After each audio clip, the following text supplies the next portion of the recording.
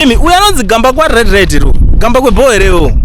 Iwe unotabuda uchitaura kuti zoni hanzi Chiwenga na Chamisa vaita secret meeting. Tukukumbira video racho baba kana ma pictures zvawo ekuratidza vaita secret meeting. Aiwa zvimwe zvacho nyarawo yo futi.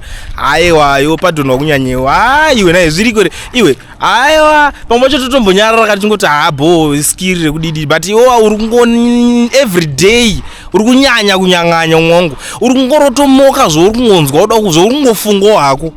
Wotiti aiwa Chamisa lasangana kupi? Location ripi roro zvatisiri kuziva iwo zoziva nyaya yekuti vasangana tisu tisingazvizive sei. Ende ndiwe wega Zimbabwe yese uri kuziva meeting iyoyo. Wanyanya kuzoona masources akaita siyana nokuzoti Chamisa asangana na Chiwenga. Pai pavasangana. Tichitoda kutopaziva wamana kuti Chamisa na Nigiriki vasangana pakati so that toziva kuti avasangana pakati. Kuti ungomuka uchingorotomoka aiwa zvimwe zvacho munenge muri kuzonyanyawa kumana aiwa. Azini gamba kwende umutemba anengona nechokwadi.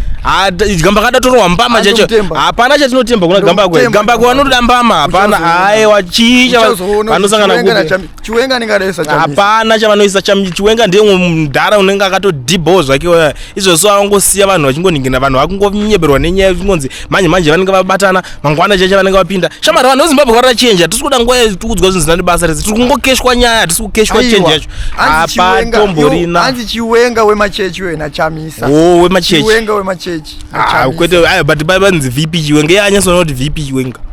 Izo zana. Wemachechi ndi VP ere. Anjazive. Ndi VP wemapasta.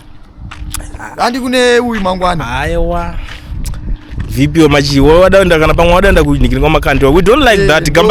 Gamba kwe zobowa sha. Ati mbosekerera zvakadaro kadhakwa stereki mfanewo. Tichitombo try tombo kunikira titombo kusiya titombo kusumudzawo but hapana zvori kuita zvemusoro apa.